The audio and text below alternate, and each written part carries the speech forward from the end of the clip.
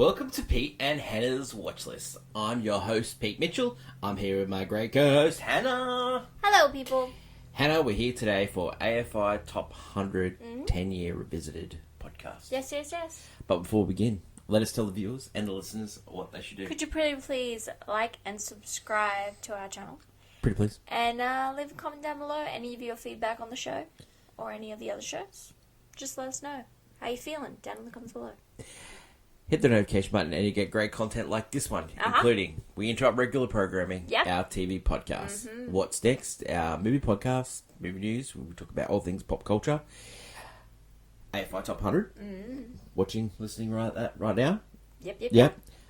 Movie reviews, movie previews, Blockbuster. Can you guess the movie? Can you guess the movie? Fun stuff all the time. Yeah, fun stuff all the time. Don't forget Championship belt holder as well. Yep. Yeah, 1984 this week. Yeah. Great year. Yeah, it's great year. Let us get on to today's show. Today's show is all about American Graffiti. Yeah. American Graffiti is a part of the top 100. It's movie number 62. It is up 15 spots from number 77. Yeah. Yep, it was released on August 2nd, 1973. Have you seen this movie before? Never. We watched this movie on Apple TV, rented it, not on any streaming services in Australia. Yeah, okay. It was released by Universal Studios, and Universal had a good year that year. They had the Best Picture winner, The Sting. Oh, they did? Yeah. Oh, yes. And do you know what the funny thing is? What? Sting is not on the list, but this is. Interesting. Sting is a good movie, though. Yeah. Yeah.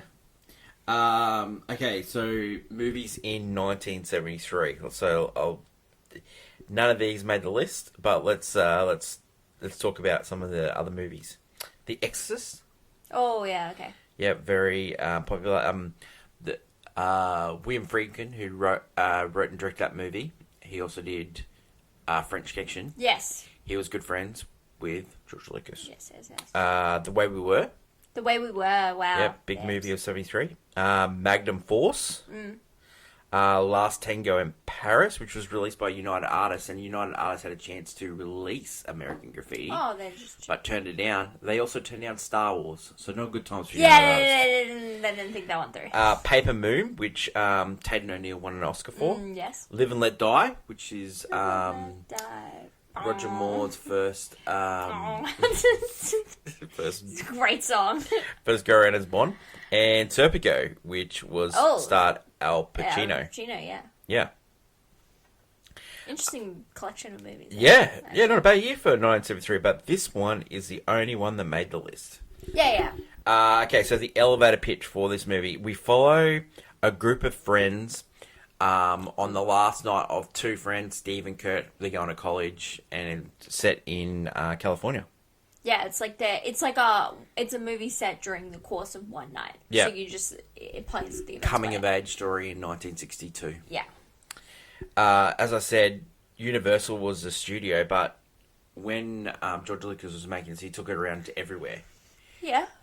His friend and collaborator at the time, Francis Ford Coppola. Oh. He said to him, "You should write a coming age story." When he was doing his first movie, which was THX. THX. Stupid name movie. THX 1138, Yeah. which was starred Robert Duvall, which is just a sci-fi sex romp. It was a big bomb. Yeah. So Coppola said, "You should write a coming of age story." George Lucas had this idea.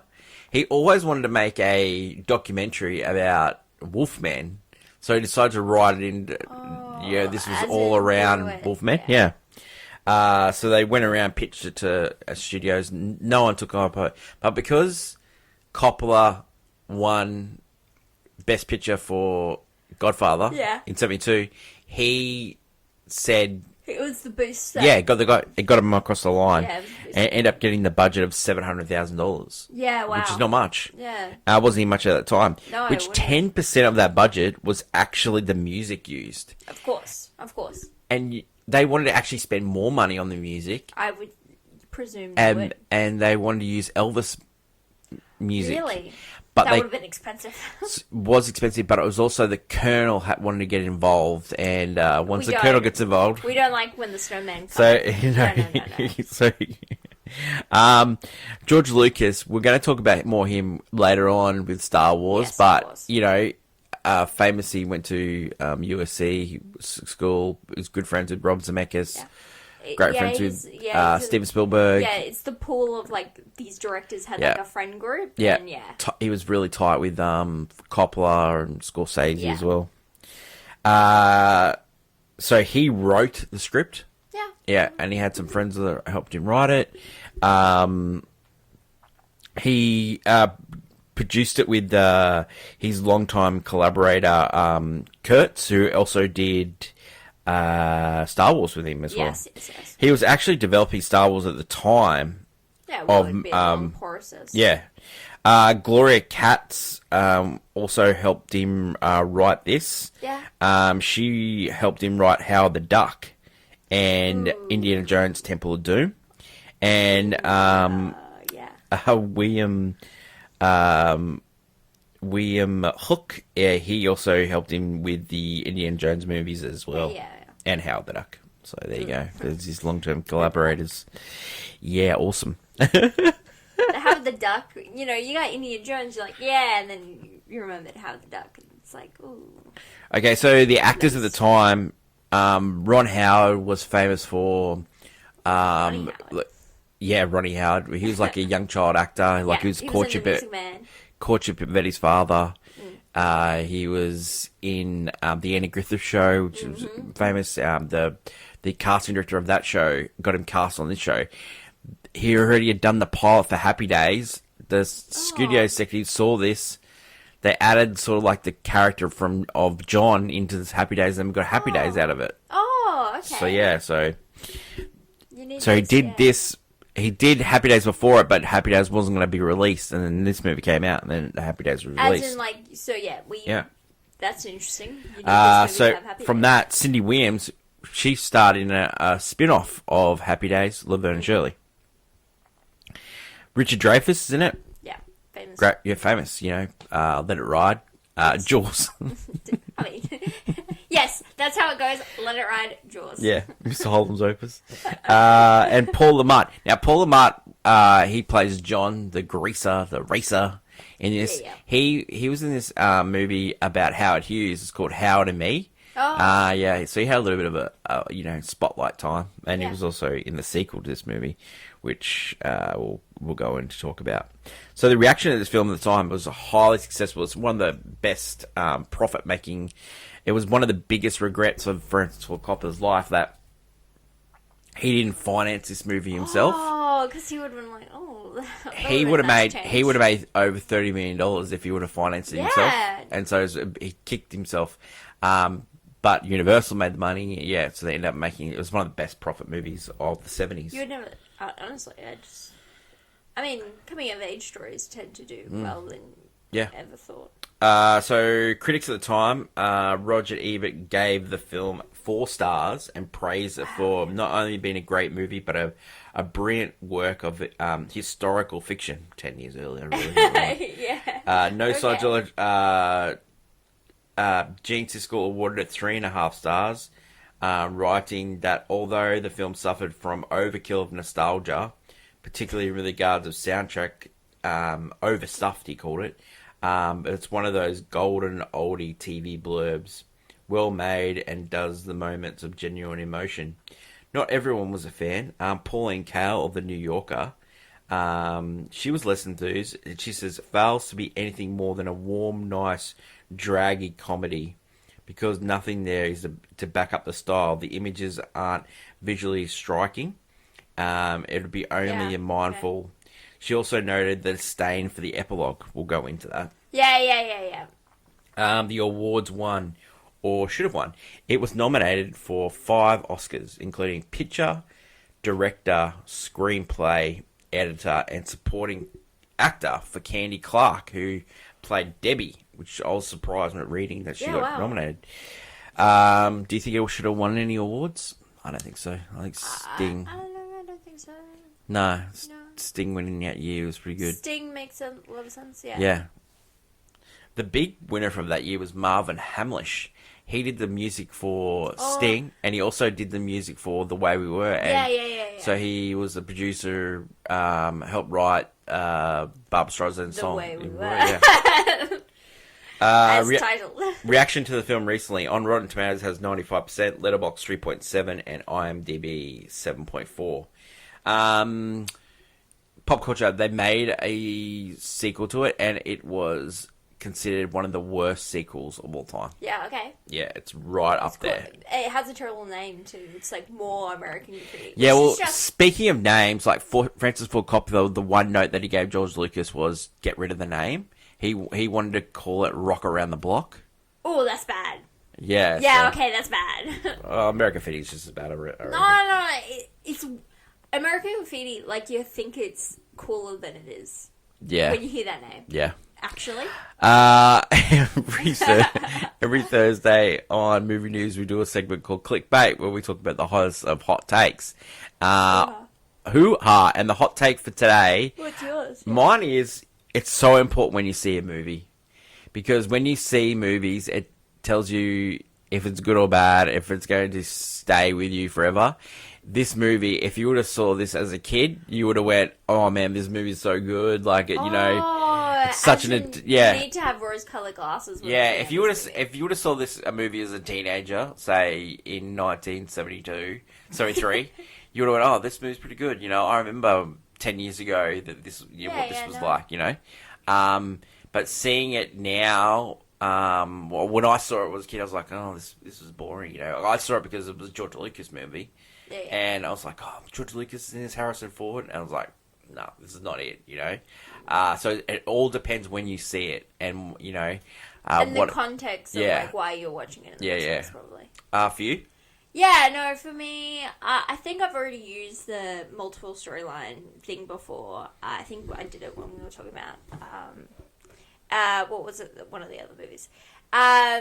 So I will go into like the epilogue of this movie. Epilogues, like, so in movies, when you get to the end and it's like that kind of like blank screen or whatever, and it's just writing on the screen to tell you what happened to the characters after the fact, is the worst thing to happen to cinema.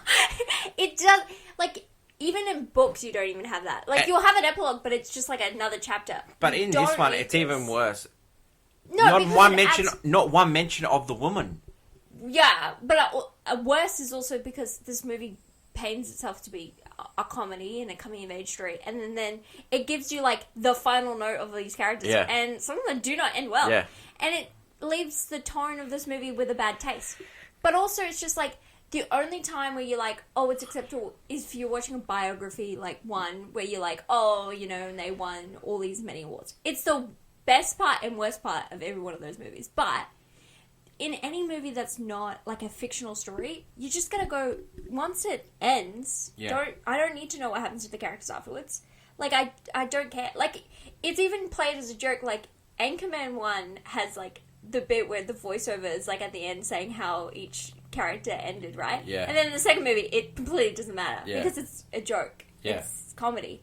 But yeah, no, anytime you have like, oh, and then this person went to be a banker, and it's like, I don't care. Yeah. Like, this was about them in this moment. I don't care what happens after it. You want me to taint my idea of them if I watch it again? Like, oh, they don't end up doing anything significant in life. Yeah. Yeah, it leaves a weird taste in the mouth. It does. Yeah. Especially this one.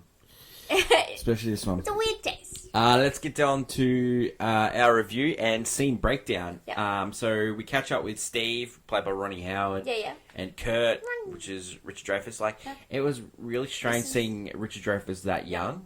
I mean, because like you've always seen him, and he's always like, even like the first time I remember him was in Jaws, and he's got grey hair. Yeah, and glasses, and you know. Yeah. No, it is strange. It's strange. Like, some of these... It's like a baby. You've got, like, some actors that become massive stars, like, after this movie. Yeah. Like, it's very strange. So they're going to college, but Kurt tells Steve he doesn't want to go. And then, like, they're hanging out at the diner, Mel's Diner. And so a lot of the film takes place around this diner. Yeah. And then you meet the town racer, which is John. Yeah. And then, like, Steve, Kurt, you don't want to be like John, like, you know, that all he does is live here, you know, and He'll never get out. never get out. And John, he's like sort of like he's shirty with both of them for leaving. Oh yeah, no, because he's staying, you know. And then so while they're at the diner, they're in the outside, and then you hear the music playing in the background, and you hear the Wolfman dulcet tones for the first time, and so that sort of like joins the movie together. Yeah, that's what you know is the backing track as well with the music as well. So radio plays a big part. Your first time you meet Laurie. So Laurie is Kurt's sister, and Steve is dating her. And Steve says, "When I go to college, I think we should date other people." And Laurie's like, "Yeah, sure, yeah, no, that's yeah." Oh, but I don't like. It's a little bit of like, yeah, sure, of course, you know, like, oh yeah. Well, because then Steve gives, so he's like giving away his things, you know. So he's giving away Laurie. He gives away his car to Toad. Now Toad, Terry the Toad, yeah. Terry the Toad is played by Charles Martin Smith. Now, Charles Martin Smith was in The Great Untouchables. He is the guy that gets cut up and left in the lift. Yeah, thanks. Great times. Spoilers.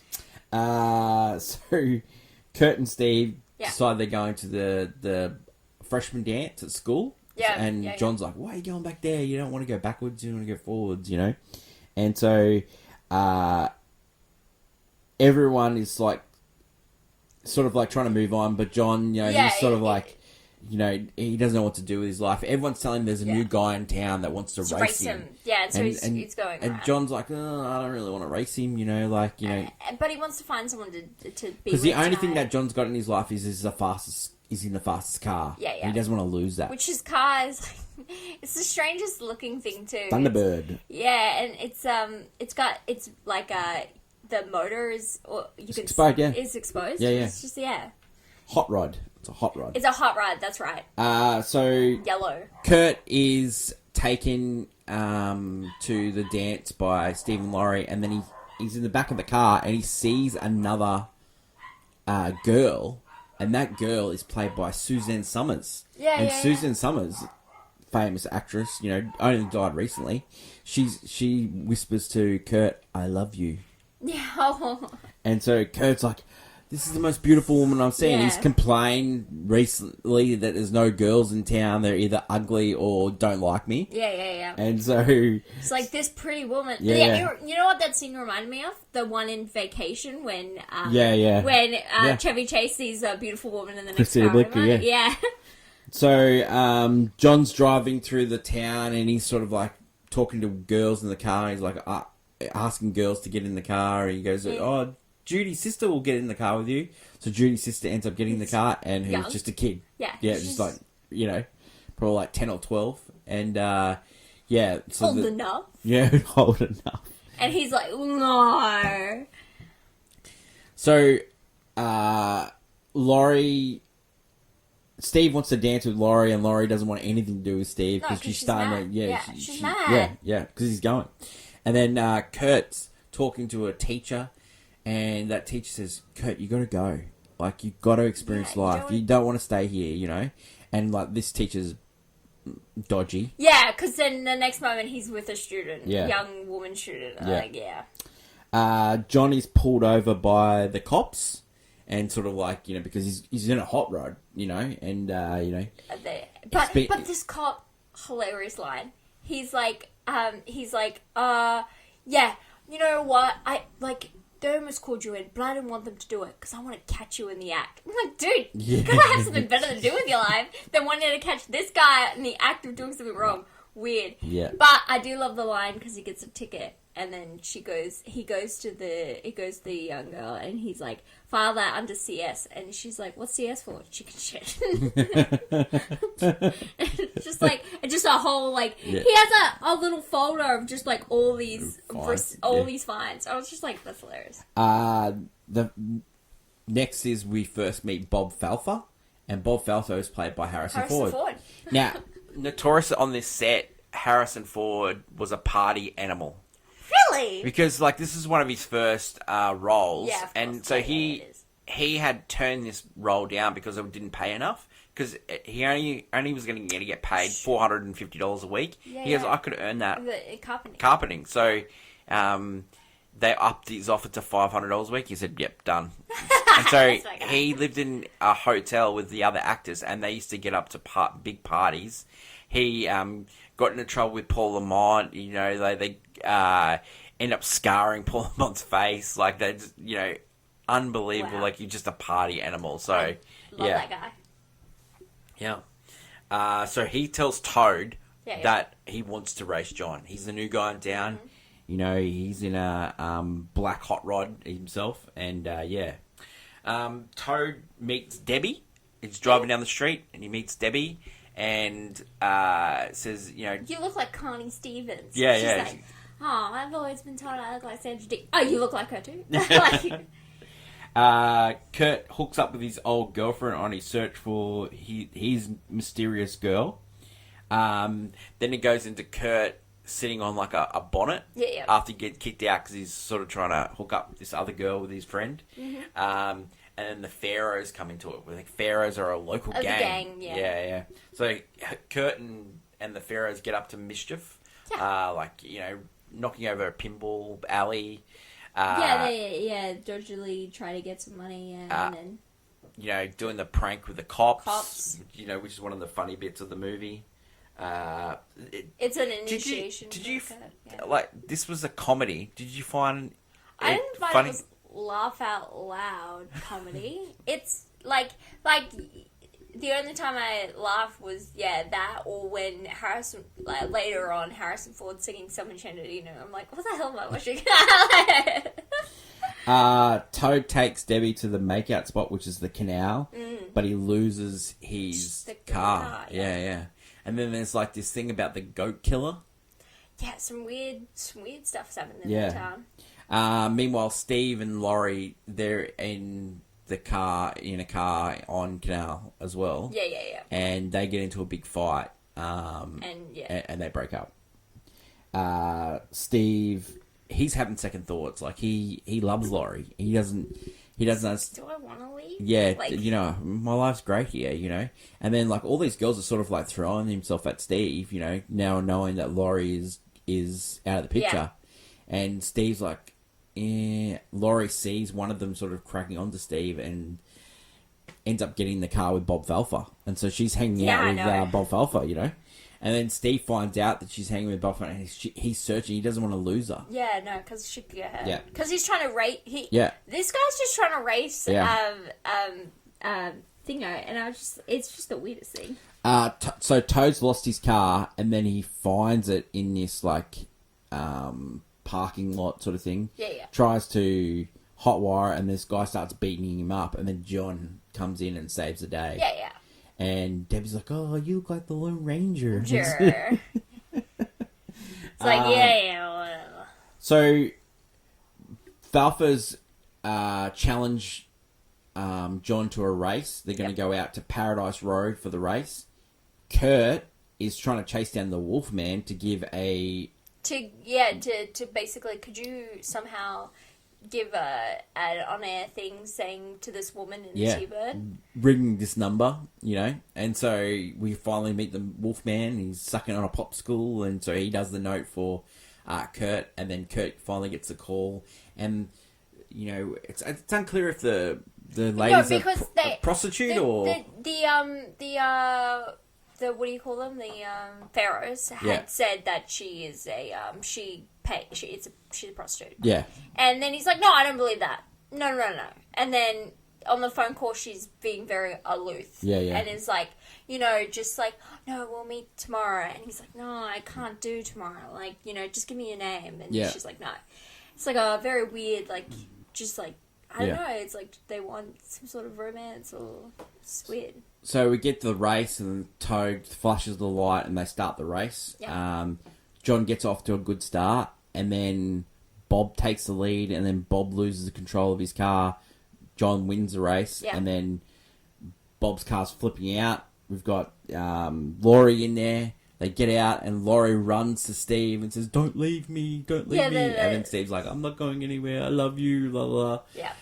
The big romantic sort of gesture, and then Bob's like, dodgy. And John throws his arm around him, and sort of like they're friends. And then Toad and John have a conversation where John says, I was losing that race, and Toad goes, no, you weren't. You were winning that race. And so you see John lay bare that he was the only thing he's got in his life is that car and winning, and so he needs to make sure that he always wins, and that's why he's sort of like dodging races and all that stuff like that. That's the only thing he's got going, and Toad goes, no, you're much more than that, Yeah. And then the next scene we get the airport, which we say our goodbyes to Kurt and Steve goes, I'm not going, and Kurt goes, all right, I'll see you next year, I suppose, and so. He gets in the plane, and the plane's called Magic Carpet, which is that's a great name for a plane. And then we get that epilogue, and the epilogue. But I will say, on the plane, it is playing probably the best song in the entire movie, where it's playing "Good Night, Sweetheart." Yeah, by the Spaniards. Yeah. And as he looks out the window, you can see the white T-bird. Yeah. Roll across that the woman had, so it's a little bit like nostalgia. Yeah. Do you want to talk about the epilogue? The epilogue where it says it says John died by a drunk driver. Toad was killed in Vietnam. Missing in action.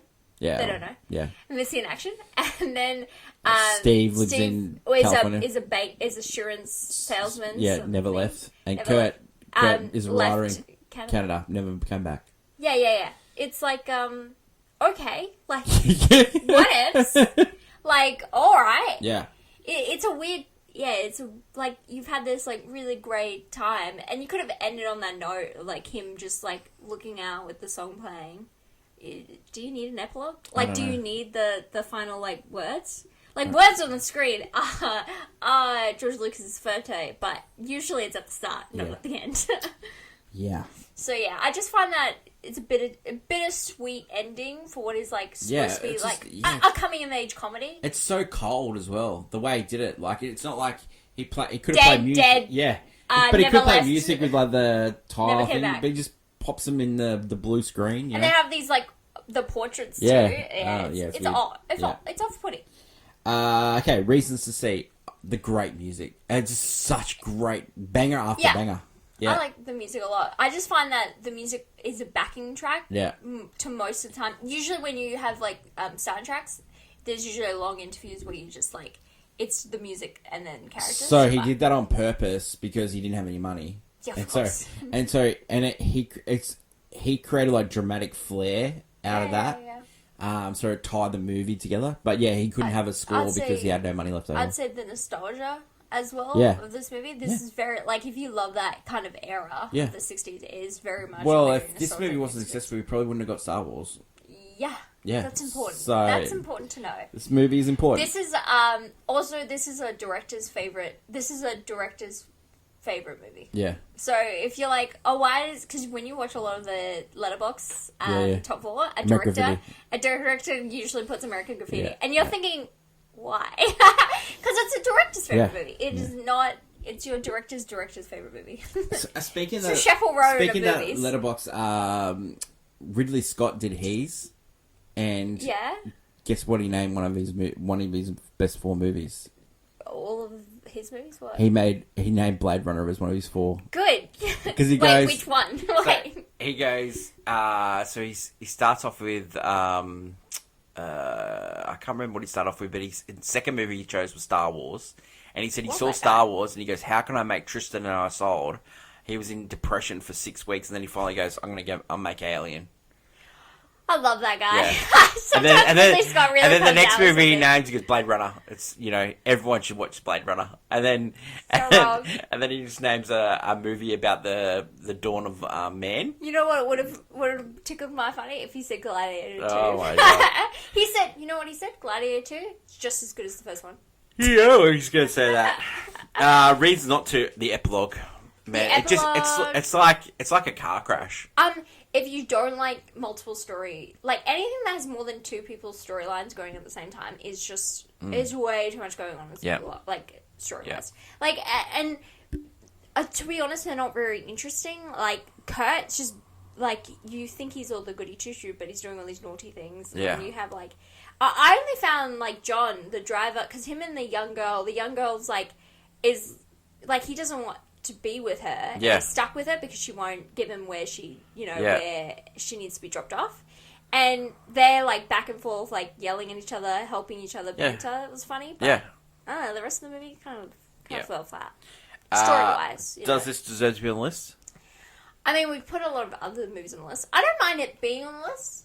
I mind it being so high on the Yeah, list. and you don't need two coming-of-age stories. Like, why do you need Last This Picture is Town? Last Picture Show is very similar to this, but, like, worse. Yeah. I just don't know why you need both of them. Yeah. Doesn't deserve to be higher. Definitely needs to be lower. I wouldn't buy it on Blu-rays. And would you watch it again? I've watched it once. Like, I've watched. That's my second time watching it. Didn't enjoy it both times. I don't think so. Rating for this one, I think it's a golf cut because we gave Last Picture Show a I played on my phone. This is better. No, it's better. It's got a sound. It's got the. It's more coherent as well. Coherent. Yeah. You love, like, these actors. This is like something like we eventually see these actors go on to be really big. So it's like, I don't know. It's one of those movies you're just like, it's important because we get Star Wars, we get Happy Days, you get it's kind of an important film. Down the line, Yeah, definitely. A domino effect. So. That is it. Don't forget to leave feedback, good or bad, and let us know if you've ever watched American Graffiti or if you're ever going to watch American Graffiti. Yeah. Awesome. Thank you to my lovely co-host, Hannah. We'll catch you next week on AFI Top 100, and with all the great content on the channel, don't forget to like, follow, and subscribe. Until we meet again, long live cinema. And it's bye for now. Bye.